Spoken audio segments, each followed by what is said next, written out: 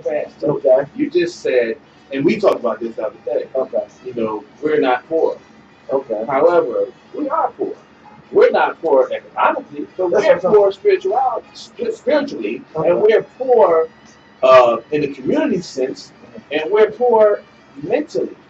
But see, that's where And that's where it all stems from. Yeah, it's The stems money from. comes later. Okay. If you broke mentally, if you broke emotionally, if you broke in your family, Mhm. in your home, Mhm.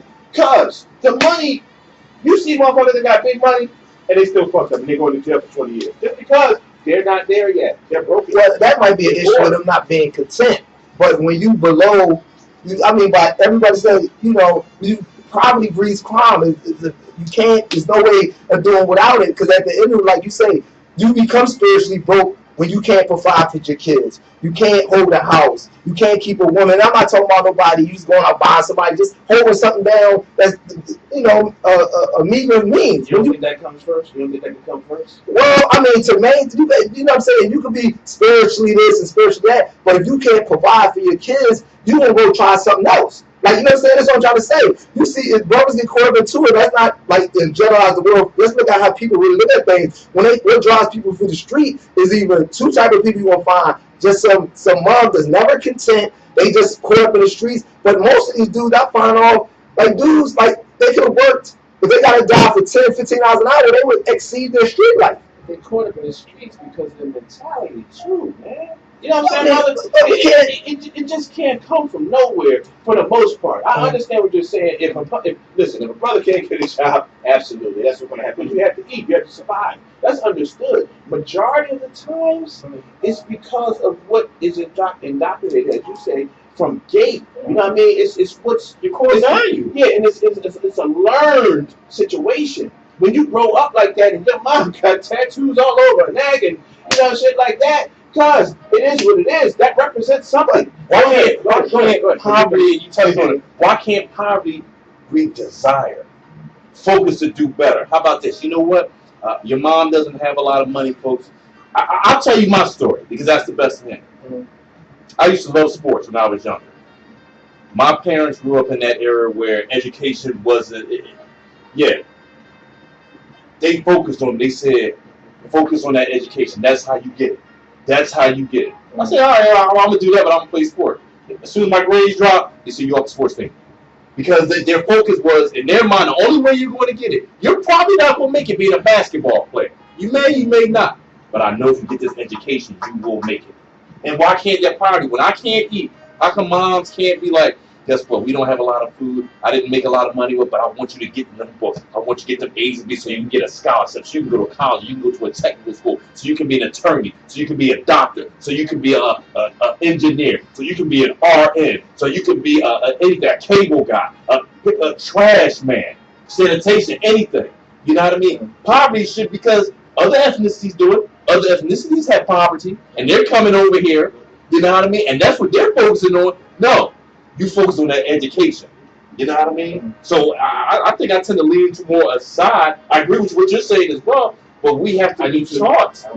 We have to be taught to where our focus needs to be and how to get out of the poverty. To the core. Yeah. And what you talked about, I agree with as well. Don't look at these guys in the corner. The truth be told, they ain't got no money. That's why they're out there 12 hours a day. You know? Focus on that. Yeah, but even people coming to America is the pursuit of money, that pursuit of happiness that fake constitution speaks about. It's purely economic. Let's speak of it like this.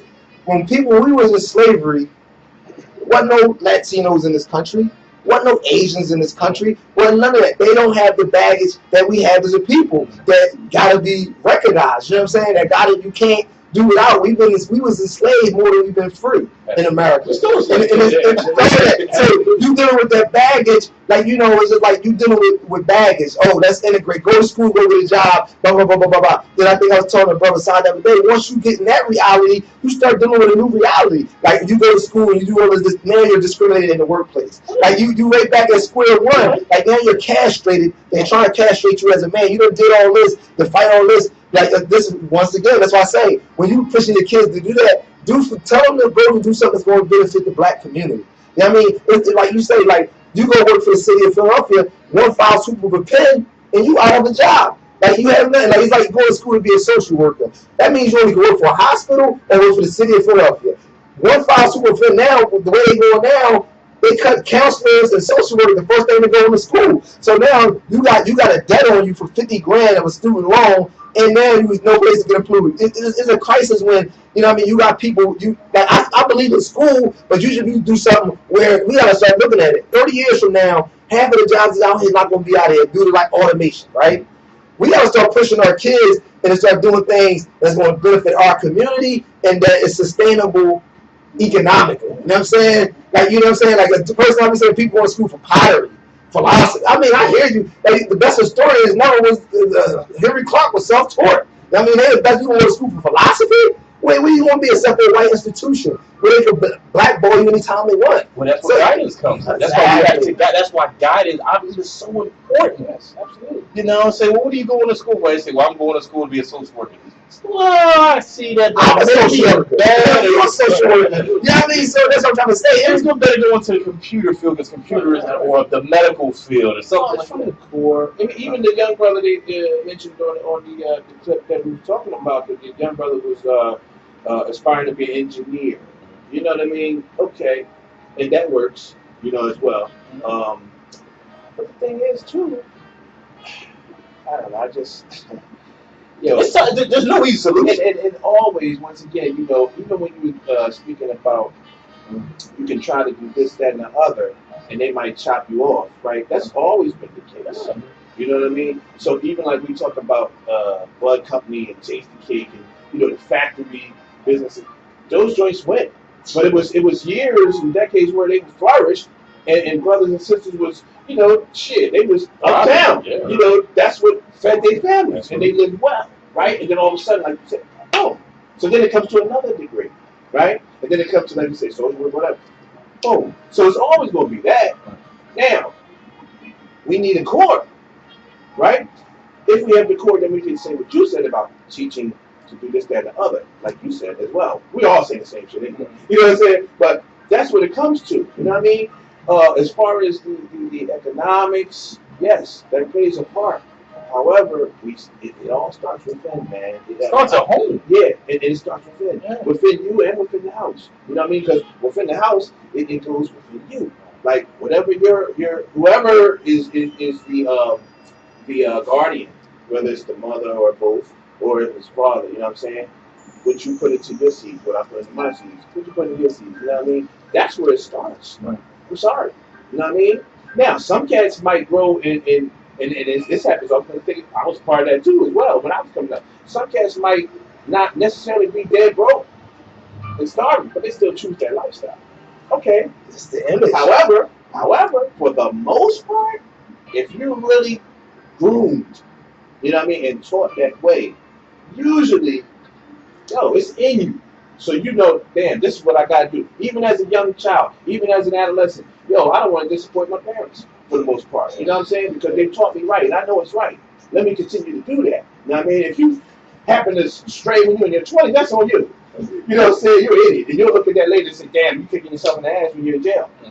You feel me? But for the most part, that's what we want to do. You know what I mean? And that positivity overrules negativity. However, if you already taught negativity from the ground up, man, you know no better. And you want to do just that. That's why that brother, you see that? They had a clip of him when he was a young cat, man, with the RIP shirt on. He looked like a regular kid. Then you see him later, he got tattoos all over his hands, man. Over. Yeah, came out of his environment. Yeah, like I said, it's a process getting turned out. But, I just live it on economy. Like, I think we was saying earlier, approximately, 30 years ago, like, with mass incarceration and all this stuff started coming about. And, it was a shift in America at that point. You know what I mean? You always had the cities with the violence, but, like, at that time in Philadelphia, minimum wage and the cost of living was right here. And the cost of living, minimum wage and cost of living is like this now. So now you got a lot of dynamics going on. You know what I'm saying? I'm just saying, like, all our people that's caught up in this ain't as bad. They're bad because of the social engineering that went on. You know what I mean? There's a part of social engineering that goes on. Like I said, there's so many throughout the world. We got so many unique features from no other place that you only could be social engineers. There only could be social engineers that had to be led to be this way. We are the people in the world. We all want to make more money than this. The world, not America. The world. And it was for a reason, the constant castration of the black man. You know what I mean? It was the only reason. Policies that was implemented, particularly to separate our families. You know what I'm saying? Things of this nature, like the genocidal practices and policies, the benign neglect from the Nixon administration, where it was constantly paraded, the demonize us as heroin addicts. It's been a constant onslaught. So when you talk about culture, this is what we're fighting up against, the dominant culture and their policies and practice towards us. And like you say, we start dropping drugs. It's like they sit back and say, well, put these drugs in here in LA, and they tear themselves apart. Put these drugs, do this, and they see a deficiency from what's going on in us as a community, that, they'll kill each other, they're animals, you know what I'm saying? They sit around and study this stuff, man. Like, you know what I'm saying? So, like, but, even like, when you start seeing the ruin of America and it start breaking down, like you see the rise of Donald Trump, there's only sick people. We got to be sick people. You got black people that hold this man up to the highest degree. You know what I mean? It's a sickness. It's a sickness. And it's just not amongst young people. But like I say, reflected, that brother is older than me. He's between your age and my age. He was sick in the head. You know what I mean? So, like, where did he get it from? And we talk. You know what I'm saying? So I'm just saying, like, the core. It's the core, brother. But like I'm saying, like, we want to imagine saying, like, young people, this dude 40 plus, and you know what I mean, sick in the head. And where did he come from? Yeah. But I'm just saying, so that probably wasn't. I know, but like, so now his dad, we want to say, had to be between 60 and 70 years old. So I'm just saying, it's a constant, like as things get worse and you don't address it, it get worse. Like, actions start getting more atrocious as time go on, and you see the youth, and it's a reflection of that. You know what I'm saying? But we're speaking on, like, you know what I mean? Yeah. It's all handed down. Exactly. All of it has to play, but in order to fix it, and that's what we need to focus on. I take it back to the show Good Times. Now, we all remember the Good Times. Yeah, where you had the positive role model dad, James Evans, they were poor. Yeah. And what did he tell? He said, yo, I don't want y'all to be like me. You focus on that education. So even though poverty has a play in it, no matter how poor you are, it should drive you to do better. If you have, as I said, that core, that focus, it starts with the parents. We have to start getting more involved in our kids. You know what I mean? And that's what it is. And no matter what's going on, no matter what's stacked against you, and I agree that there's a bunch of stuff saying we can still come out of it if we're focused, if we're driven. We've always been a people that's been the last on the totem pole, that's been poor, that had to do with minimal and meager stuff. But we were driven. We were driven to get out of slavery. So that's what I said, I ain't gonna stay around here. We're gonna try to escape. Some of us escaped, some of them got caught. You try to get it. You know what I mean? That's just how it is. But as you say, if we start with the parents, it has to start them. No matter what you've done, say, no, I gotta have better for my kids. Don't do as I do. I gotta get out the game. I gotta stop speaking in a certain way, so forth and so on. And I want you to focus. Get that education. I'm going to teach you about respect. I'm going to teach you about love. Understand you're going to deal with some stuff at school. You might get bullied. You come and tell me. I'll go to the school. You know what I mean? We have to get more involved in people. That's what we're missing out at, because it's the me attitude. Even with our children. I'm going to go to the club. Your club days is over when you got 2 and 3 and 4 and 5 years old. You didn't even know what's going on with y'all. You know what I mean? Yeah, I think I want to clear up, I guess, if it was a misconception when I'm saying about poverty. Like, what I want, I'm not making it independent of other conditions per se. But you got to look at, like, how things play out. African Americans' best time in America was after Emancipation Proclamation up into the 1940s. And what I mean by like that, the 1890s to the 1940s, when you see like the Black Wall Streets, the Little Hades, what was going on in Harlem with the Garvey movement, you see the independence. It was, and what made it great was the fact that, I hate to say it, segregation did us well, because it relied us to rely on ourselves, think good of ourselves, and produce things on our own. Integration. King said it right before he died. He said, I integrated my people into a burning house. And he understood this very well, because everything that we built up in that period of time, we had banks, we had hospitals, we had insurance companies, everything that we need to survive as a community. We walked away from it, so we call integrated. So when we could shop at Woolworths, every black infrastructure we had, we let it go. So when you do that, like now you have no resources. When every store closed in every black community, when all the stores closed, all the wealth leaves the community. We have nothing. We own nothing. We have nothing. That's why the police go around knocking us in the head, killing us. There's no other reason. Because we have nothing. The only thing we want to do is demonstrate and march. We have nothing sustainable. And this ain't like, you can integrate all you want. But if you don't have nothing to sustain and push back, like if we want to be in America, play the game. Play the game. The money runs America, right? Like let's play the game. The Asians, they not going around getting clubbed in the head. Ain't no Jewish woman getting dragged out of a car, beat for making a traffic violation change. Nobody. We have no resources. We have no funds to shop. Money runs politics. Politics runs the courts and the police. And so when we get to that conclusion, we'll be better off as a people. And I'm talking about the bigger picture. And I'm not talking about we got some issues to fight out amongst ourselves and deal with our times, but let's look at our best times in America. But how did we get to those best times? Because we came out of poverty to get there. I mean, like I said earlier, when I said I don't got all the answers. Education, we had to have those core values to get. But like you said, we did all that and then what? Everybody, soon they get money, I got to get away from the move. I moved to the suburbs and do the most educated people. Let's be real. I work with all these black people at my job. All they want to do is sign a piece of paper for them to live out the city. As soon as you become middle class, we are the people that we get money, we go spend our money. Look at Detroit. Look why Detroit so bankrupt. They had $12 billion discretionary funds per year, and every time they got money, they went and shopped in white communities. So now their community collapsed. Listen, you mentioned names. Right? So you mentioned Garvey, you mentioned... I just took similar movements. I'm mentioning the time period. I'm going with you. Okay. What I'm saying is this, though. You got to remember, man, these brothers that you're speaking on, the movements that you're speaking on, it still stems from before. That's what we're speaking on. Now, once again, we had a discussion before, too, on another...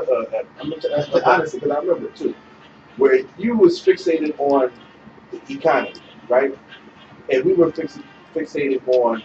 But see, I think you put words in my mouth, Side. No, listen, I'm just saying that. Okay. Just hear me out. I'm just saying. We all, the resolution is all the same. We all on the same accord. However, we differ as far as, the genesis of it, right? I don't care it's different because I'm giving a final analysis. I'm not giving you. So you're going final. I'm just saying. Ground root. In the Garvey and them, every war, every revolution that was fought over was over resources and land. But we're going at the ground root. And the ground root. Listen, if you don't have no stability in your home, if you have no stability with your children, if you have no stability with the father, the man of the house, the head of the household. Yo, you ain't got no stability nowhere. You will not get it, even financially. It won't help you. But your stability in your household, my stability in the house, it's not helping the greater community right now. It's not. So it's outside of the child. But that's one issue of it. But like you say, when all that was going on, we had organizations. You had look at the community part. I mean, for that single mom out there with the 2-year-old and the 4-year-old man. Okay. How would she say, well, look, I got this 2-year-old, 4-year-old, his dad is locked up. What can I do to try to drive him to not follow the footsteps of his dad, to try to get him to that point? I'm looking at the guy across the street, dude. Yeah, because let me tell you something. Like, all right, and you had just mentioned something too. Like, if your stability, my stability, his stability is not helping anybody. Well, actually, it does because we spread our sentiments, our knowledge, our opinions. With people that we come in contact with. So, for instance, my seed and his friends, right? His girlfriend. I sit down and spend time with them, right? Even him, when he interacts with them, he's giving them things that I've given him, right? I'm giving them the things I'm giving him, right? So even though it's stable here, it runs into stability with them too, because even if they're not getting it at home, they're getting it from me. And I always express to them that, look, I'm not your biological father, but you know what? You're still my son. I still love you like I love Talib, which is my son. And they feel that because they can come in anytime. They can call me at any time. You know what I mean? And I encourage that for all brothers to do that with their seeds, or even not their seeds for that matter. You know what I mean? Any young brother, young sister, what have you. You know what I mean? That's how we make it stable amongst all of us. It don't have to be right here because the 5%ers and the 10%ers and 85%ers, right? The 10%ers, what they do, they hold it. All the knowledge they got and all that, they hold it. They don't give it to the other ones, right? They don't give it to the deaf, dumb, and blind. You feel me? The 5%ers do for righteous teachers, right? So that's what we are. Right? And that's what we all have to be in order to make us rich again. Not financially, but rich spiritually. You know what I mean? Rich internally. You know what I mean? Rich emotionally. Rich mentally. Yeah, I mean, that's all a process, but like, it can't stay in that state. It has to, you have everything that was produced in this country or by African Americans, it was an organized effort, not like we loosely doing things, or like I might got 3 or 4 brothers I could do things for. We have to come up with a plan, a strategy, and tactics to implement progress in our community as an organization. It starts with the 3 and the 4, bro. It starts with that. But you I'm gotta just saying, start with 1 or 2 people, and then you move to 10 to 12 and 15, but 20 and 50. but you have to be organizing on the effort. We can look at Bobby and Huey. They created a platform to implement for the black community, and that's what I had. And you look at that whole thing: land, the pickup, to be able to involve their own community, to be in leadership, the resources, all this type of stuff. It has to be created from an organization, because we can talk the brothers till we end in the breath. They gonna be influenced by other things. That's like you say, you got the dominant culture. They want to integrate into that because it looks so appealing to you. Like even the brothers you might talk to, you can influence them yourself, but then is you against the rest of the world. Remember that. Like, you know what I'm saying? Let me answer this. Okay. Bobby and Huey. Okay. They started out as 2, right? Okay. They spoke to Geronimo Pratt, let's just say, for instance. You know what I mean? They spoke to a couple other brothers, right? That expanded to more brothers, right? So it starts with that. You can't just say, all right, boom, I'm gonna just hit 50 people or 100 people. Work. No, I mean, but like, let's go back to Bobby and Huey. Like, no, what made them expand is that they exposed the contradiction. The community forever was trying to get a stop sign in the community. The city wouldn't do it. A car came and ran a little bit over, and they organized around that. This one got the Black Panther Party off the ground. They didn't run it like they exposed the contradiction that already existed. Remember? Okay, that was in California. That was Oakland. All right.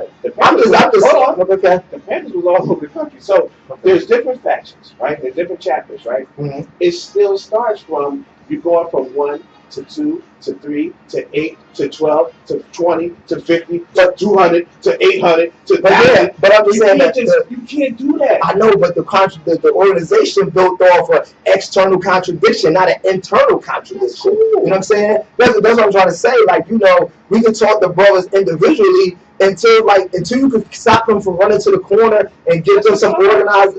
I mean, that's a start. But I'm just saying, like, how long you think brothers haven't thought about that and been doing that for the last 20, 30, 40? When I was a kid, when I was a kid, you used to come on us off the corner all the time. I'm just saying, it's been going on a long time. That might be on one corner. You're talking about having it on many corners. It has to be spread. We have to spread it. I don't think they do it. But like, you just running off the corner and not giving them. It's like you running off the corner and not giving them a viable option, an option that you may feel that you're giving them, but you got to roll them into something. And we're going to say that's what I'm trying to say. And we can still do that. It starts with your mentality, brother. And then we go. We're not even talking about mentality. Let me say this. Let me just say this real fast. And I'm going to go to you because we ain't heard from you. Let me just say it real fast. If you say to a young brother who's starving, right? Say, well, maybe she's working, maybe she's getting high. Regardless, if this dude is hungry and he needs to eat, right? His first option is, yo, I'm gonna get out there and do what I gotta do. Right now, if you come to that cat and you say, hey brother, what's going on with you? What's happening with you? What's going on in your mentals? Why are you doing such and such? Why are you here? And he explains this to you, right? And you say, oh, okay, well shit, all right, well you need to go get a job. And then you walk off. It's not gonna help. No, not at all. Now, if you say, let me spend some time real quick. Hey brother, check this out, right? I understand that you're trying to eat. We all got to do that. let's think about some things here. And you start to impart, maybe, how's your spirituality? And it might not even bounce off it right away. This happened to me from my mentor, God rest his soul. Okay, so I know personally. And you tap into his psyche. You help him to start thinking differently, thinking more positively, right? And he says, wow, maybe this ain't the only guy. You walk him into another situation. Let's get you a resume, or whatever it may be. You know what I'm saying? Let me take you here. Let me spend some time with this brother. That's where it comes with community too. You know what I'm saying? That's what I'm speaking about. Because that, even though you talking about a viable, hey, cuz, you can still get it. You gotta be reconditioned mentally first. He has to be reconditioned mentally first and spiritually first. Once that happens, then we move on. Because if you just say, oh shit, come on, let's go get this job. Yo, but if he's broke and still broke, he's not mentally and internally, it ain't gonna matter. But I never said that, job. One day, teach him how to officially fail. But I never said go get a job. You know what I'm saying? I was talking about build an organization, and when I'm talking about an institution, we roll. That's what we roll the brothers into. We're not talking about go run off and integrate in white America. I never said that. My whole thing was about building institutions, the way the party was trying to do, the way the Garvey was trying to do, so we can employ and run our own communities. That's what I'm talking about. You want to meet them? I never said that. What you know. I think you're talking to a method of organizing. I never spoke to that. You know what I'm saying? I was trying to say, in a ballpark, what I'm saying, we need to build an organization and institutions in our community to build stability in our community. That's what I'm saying. I never said, do this way, this thing, this. I never said go get a job. I never said don't talk to the brother. I'm talking to the end results and the final analysis. When you try to build something, that's our end goal. We're saying in order to get to the end result. Okay. You know what I mean? You're fixated on the end result. We're there with you. Absolutely. You have to start somewhere in order to get to the end. Again, let me You know what I'm saying? That's what I'm saying. No problem. But I'm just saying. I have no problem with what you're saying, but what you're saying or you think I'm saying is not what I'm saying. That's all I'm saying. Well, let me inject. Reem, say you have a cousin, female cousin. She got two kids. They're 2 and 4. Dad's locked up. Okay. She comes to you. Say, Reem, the dad's locked up. I need some help. I'm asking you to help me. What should I do to try to guide these 2 young boys down that positive path, not that other path? What would you say to your female cousin? And it's so many parameters going at it. It matters the situation, but I'm agreed. Let me say for the record, I'm in agreement with Sai said as far as approaching the brothers. You know, I'm just taking it one step beyond that. Like the initial founding of organizing somebody, it's just like if I got the organization of Black Unity, Sai, brother, this is what we doing, blah, blah, blah, blah. Can you do this? That's how you get people to win over. I totally understand that. I just said I'm speaking to the end goal of what every organization that I ever respected, from the Nation of Islam in its inception, the party, down to the stuff Garvey was doing and all forth, that their end goals, whether Garvey talking about building some money and go to Africa, whether the party controlling our own communities, for the Nation of Islam, we on our own land, and things. I mean, I'm just saying. I give me your cousin for the people who's watching. For that sister that's out there, she said, look, I'm listening to y'all today, and I got 2 little boys. They don't have no dad. What can I do? Because I don't want to lose them to murder. I don't want to lose them to the street. What can I do today? Put them under my guidance. Put them under my guidance. I understood that. I just said, hey, we got to be fathers to people who are not our children, right? There you go, right. But that's the start. So the question he asked and the way you answered it is exactly what I was trying to get at. That's the start. I understood that, Si, but I was saying earlier, I spoke to the end result of doing all this. I understand. We're trying to build a community, right? But you said it starts somewhere, brother. I never said we did. But I said it can't end there. We can't just give government fire speeches, and when they take it in, then the worldly ways bring them back. I never said you did say that. I was just saying it doesn't end there. That's all I ever said. I mean, I never even in agreement with that. Okay. It's just I think we in agreement with other things. I think you was misunderstanding. I was talking about the final analysis. What are we trying to build? I never talk about initial inception, and I made that clear in the initial thing. I said I don't got all the right things, how it should come about and how it should start, but end goal, blah blah blah blah. If you play it back when you listen to it, you see I never said I had all the answers. I'm talking about what are we building to, and I agree totally that how you win people over initially, and my thing is to keep them won over, so they don't run back into that. You know what I'm saying? You know, that's what I was doing. But you know what? You really can't keep somebody from running back. To be honest with you, all you do is plant the seed.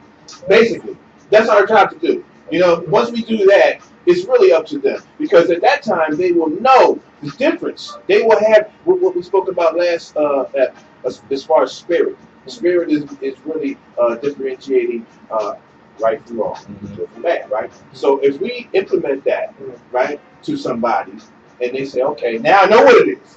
Now if I go ahead and get a job and it falters, I know I really shouldn't go back to the streets. If I choose to do that and not try to get another job, then that's more good. Because I know right from wrong now. You know what I'm saying? So that's the difference. It's hard to just say, okay, we're going to keep them here. Oh no, when I say keep them there, I'm talking about something for them to roll into, not to say, you know, like I'm making you do this. Just have a option for them to go to. You know what I mean? The option outside of the corner, an option outside of drugs.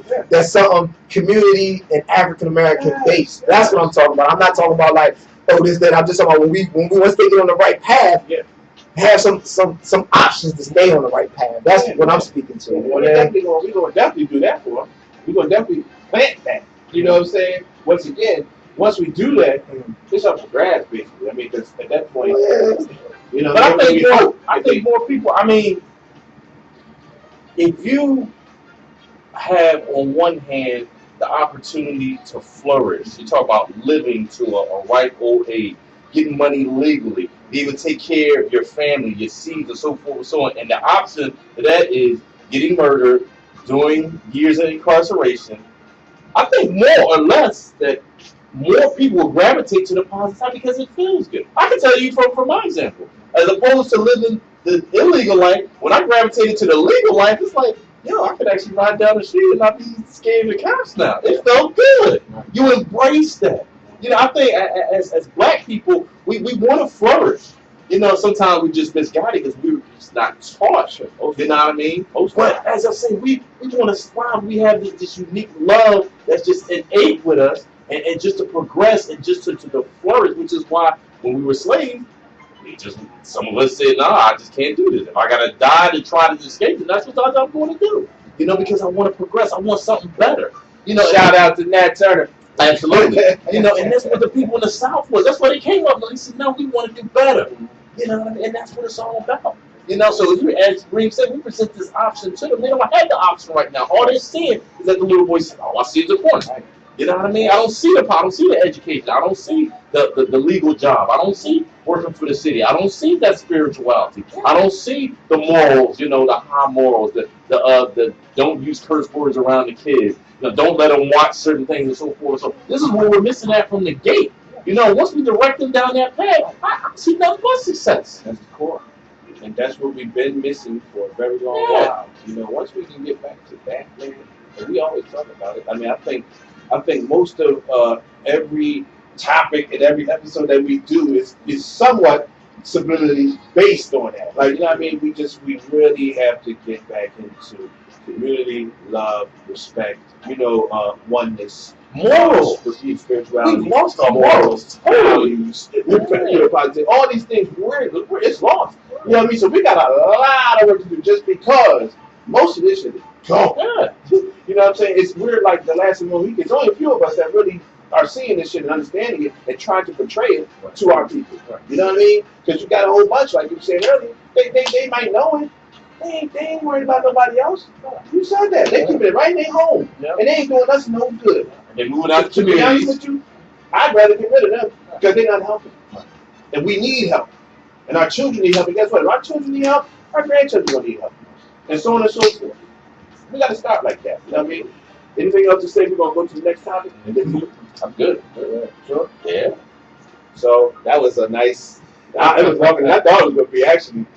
For matters take a long time. Yeah, you're right about that. You absolutely right about that. No doubt. Yeah, great I love it, man. You know what I mean? Let me see. I did want to. I just want to say one thing, and I can't remember what it was about these guns, man. I think okay, this is what it was. I think that if we can kind of get these brothers to start thinking about the core of how they're getting these guns, what I said earlier, it might make them see a little different. But how do we do that? We gotta talk to them. You hit it. You know, I just was talking to the brother up there in the store the other day, you know, about similar situations, about the brothers that got killed down there on the block. Right. You know, we just got to continue to do what we're doing, and hopefully do it at a wider span, and then hopefully brothers that see this, they will continue to do that or start to do that. Right. When they run into brothers in the store, you know what I mean? It's more than you could just see somebody say, "Hey, what's up?" and keep Now moving. we gotta go past that. You know what I'm saying? When you see, yo, man, maybe I need to touch this cat. You know what I mean? Why not? Yeah. Why not? We need that.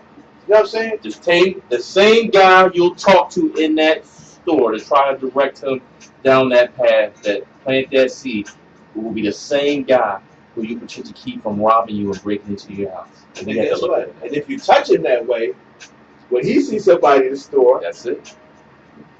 it's all reciprocated. That's it. They'll go ahead and touch We that. gotta way. show. We gotta start showing love, and as I say, even if it's just for a minute or two, just touch on top. Say, "Yo, what's up, brother? How you doing? You seem like I don't know what's going on in your life, but do me." And sometimes I say this. I say, stay away from negativity, focus on positivity, stay away from the streets. Yes. You don't know me, you know, but I want to let you know that I care about you. And I don't want to see you locked up. I don't want to see you murdered. Right. Absolutely. And I'm gonna tell you one thing real fast. It's hilarious because we are talking about this, and we're talking about each one teach 10. That's our motto, pretty much. Quote unquote Mother's Day, quote unquote Father's Day. I don't believe in the bullshit because it should be every day. I'm Absolutely. sorry. I don't believe that you're a father or a mother for one day out of 365 days. I just don't believe that. So that goes into the Europeans' way of just, bullshit. So every year when that comes out, and brother, when I pass it on to you, for Father's Day and stuff like that, go to this time, last month for the sisters, I sent a message out to them. In a nutshell, I was saying, let's try a different approach. Instead of, because there's a difference between a mother and a woman that bears children. There's a big difference, right? So I said, let's try this. And I prefaced it by these sisters know me, and you know that I'm serious, man. And we ain't about no games here. We're about positivity and growing. So if you trust me, try this approach. Every day, when you run across a mother, how did I say? Encourage her to continue. Give her the props of being a mother. So every day is Mother's Day. So even if it's a stranger or somebody you work with that you don't know that well, but you know that she has children and she's a pretty good mother. Acknowledge that to her, because that's what keep her striving. And if it's a woman that's really not the quote-unquote good mother, that might help her out too. Every day, instead of just, on that May, whatever it is, you say, happy mother. That means nothing, to be honest with you. And for these sisters to just think that, oh my gosh, this is everything. If you don't tell me on this day, Happy Mother's Day, you don't care. Are you kidding me? This should be conveyed every day of your life if you have children. Same thing with father. You know what I mean? So once again, we just want to spread it, man. We want to spread it. Positive reinforcement. Absolutely. Subconsciously, people don't really understand. The studies have been done on it. That if you start saying positive, that's why that some ethnicities, even in the womb, they'll put music on their stomach. You know what I mean? Or as a little child, they'll just have them sleep to certain music, or certain, words and so forth and so on, because it starts just seeps in. Yes. Just permeates your mind. That's why we got to be more positive in our ethnicity or community, whichever word you want to use. You know what I mean? And you touched on it. So you gotta start talking to strangers. Yes. Just because I don't know you, I love you. I tell people I love you all the time. Because if you meet me in the market and I say, yo, your brother or yo, your sister, how you doing? Yeah, you have a good day. I love you. When you step out of that store, that's going to seep in there. And when you run across that guy and he steps on your foot, you say, you know what? Love. I might not get as angry as I was. Because I love this, brother. We got to start promoting that. You talk about, different movements that happen. Like Black love. What's that? all the movements behind it was about that. Black love. Absolutely. Yeah. Absolutely. You know, so that's what we got to start doing. Just talk, say hi to a stranger. Hey, how you doing? I love you. Have a good day. That's it. You know what I mean? It's very simple. I do it all the time whenever I step out. I mean, I was on the track today. I was on the phone while I was on the track, man, and I'm interrupting conversation on the phone because I'm speaking to everybody on the track, telling them to enjoy it. You know what I mean? The one sister, she had just first time out, and she was just like, "Oh, you doing it?" I said, "No, you doing it too. That's right." She's positive encouragement. You here. Just continue to do what you're doing. I said, because you're doing better than the ones that ain't here. Absolutely. So everybody needs those words of encouragement and those positive words and spiritual words. Actually, to be quite frank, you know, I was on there as well, and I spoke to an older brother that I see there often, and he didn't speak back, right? And we went around another time, and for some reason I said, I think he was preoccupied. And when he came back around, he said, "Hey, brother," he said, "Don't think I was ignoring you." He said, "I was praying." And I said, I figured it was something. And I left it alone. And I said, "Hey, brother, you know, hey, get down." You know, he said, "No, I just want." I said, "Hey," he said, "Well, don't let anybody, something," he said, "Don't let anybody rain on your parade," or something similar to that effect. And I said, "Brother, it will never happen. I got the Creator with me, man. It'll never happen." And he was like, "That's what I'm talking about." So we already made a connection right there. You know what I mean? And we can do that every time we step up. Absolutely. Absolutely. Matter of fact, I think that's what the Creator wants us to do. Yes. You know what I mean? These positive words. People understand. If we do nothing else more than start speaking positive in our daily travel, you'll see things start improving. I guarantee. Yes, absolutely. Instead of stop hating on each other, you know, or if you're in the club and say, "Oh, look at that girl, what's she wearing?" Yeah. Who cares what she wearing? You ain't wearing. So you know you look good. That's what I tell brothers. You know, I said, Don't say you nothing look. at all. Yeah. Look, that's what my mom used to tell me. It's that old cliche. If you don't have anything nice to say, don't say nothing at all because you're hurting That's everything. it.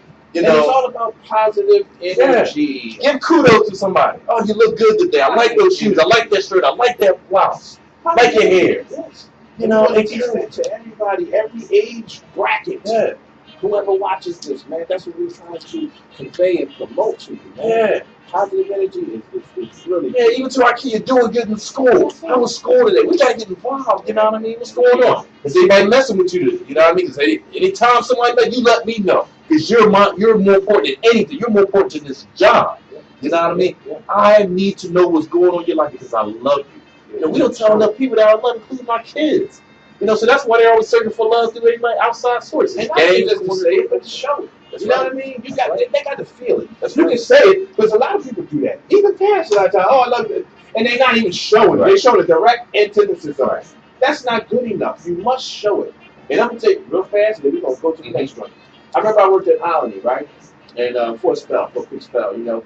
And I remember it was an eye opener to me because I'm gonna tell you the honest to God truth, man. I lived in Hunter Park at the time, and I didn't have a lot of interaction with the younger, the younger kids. You know, I see the younger brothers and stuff like that. I have interaction with them. Yes, I'm talking about teenagers in school. I really didn't have much of that. You know what I mean? My seat was younger, so it was just like that. You know, you see them, you speak and stuff like that.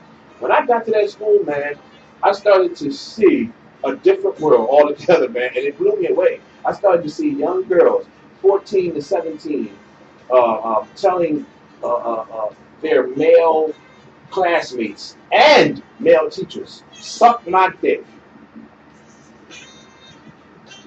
on a regular. Wow.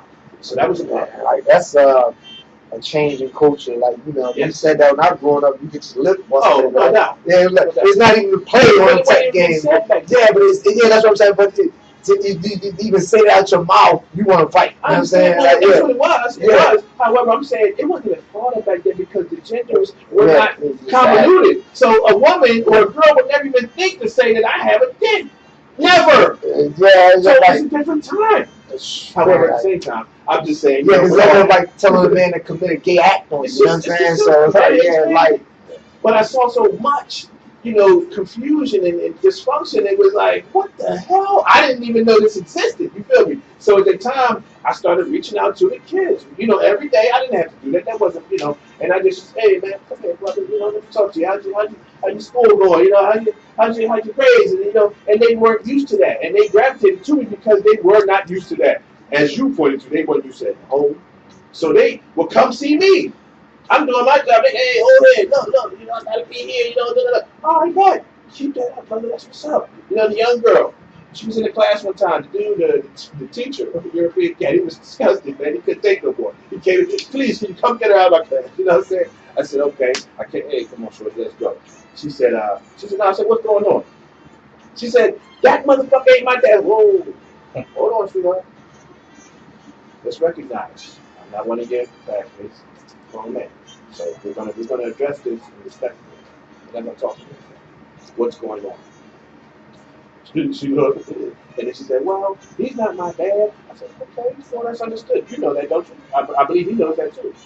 Now let's talk and let's understand each other. You know what I'm saying? So that you can have a better situation over there. Right now, you're doing yourself a disservice. You dig me? So, you know, when you interact like that, sometimes they do gravitate because they're not getting it. Like you said earlier, they're not getting that.